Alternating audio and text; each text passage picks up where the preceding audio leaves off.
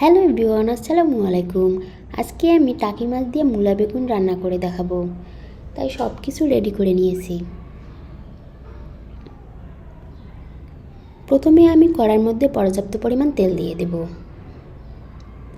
তেলটা গরম হয়ে গেছে, এরপর আমি পেঁয়াজ কুচি আর রসুন কুচি দিয়ে দিচ্ছি।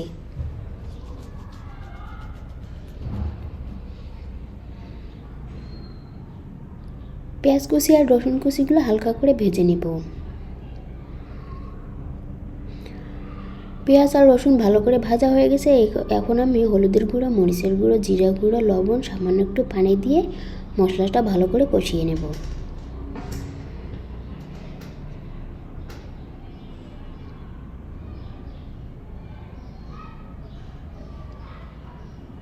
মশলাটা ভালো করে কষানো হয়ে গেছে, এর পর্যায়ে আমি টমেটো কুচি দিয়ে দেব। টমেটোগুলো আমি এখানে কিউব করে কেটে নিয়েছি।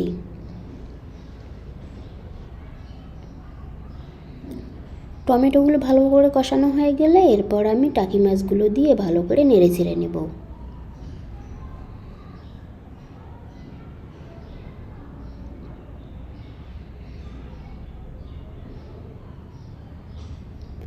টাকি মাছ দিয়ে মূলা বেগুন খেতে কিন্তু শীতকালের দিনে ভীষণ মজা লাগে। বাসায় আপনারাও একদিন ট্রাই করে দেখবেন। টাকি মাছগুলো কষানোর জন্য 1 গ্লাস পানি দিয়ে দিলাম।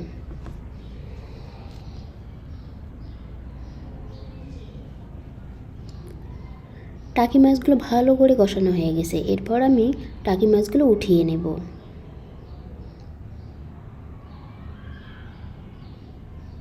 আলতো করে ওঠাতে হবে, নয়তো ভেঙে যাবে।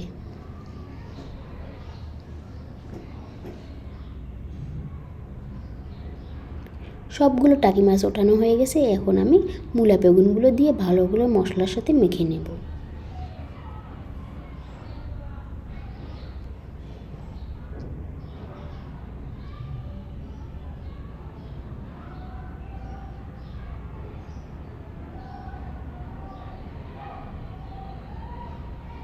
দেখতেই পাচ্ছেন মূলা বেগুন থেকে কতগুলো পানি বের হয়েছে। এগুলো দিয়েই আমি ভালো করে কষিয়ে নেব।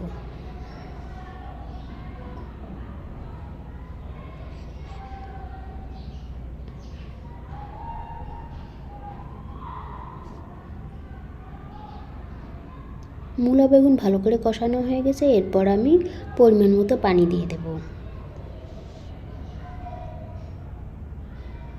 এবার ঢাকনা দিয়ে ঢেকে 10 মিনিট পর ফিরে যাচ্ছি। 10 মিনিট পর ফিরে এলাম। এবার আমি টাকি মাছগুলো দিয়ে ভালো করে নেড়ে চেড়ে নেব।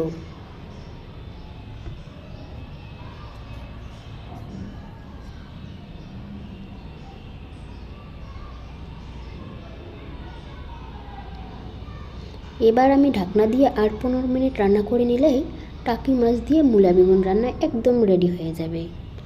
দেখতেই পাচ্ছেন ঝোলটা একদম কমে এসেছে। এই পর্যায়ে আমি নামিয়ে নেব। সবাই ভালো থাকবেন, সুস্থ থাকবেন, আমার জন্য দোয়া করবেন। আর রান্নাটা কেমন হয়েছে অবশ্যই কমেন্টে জানাবেন। আল্লাহ হাফেজ।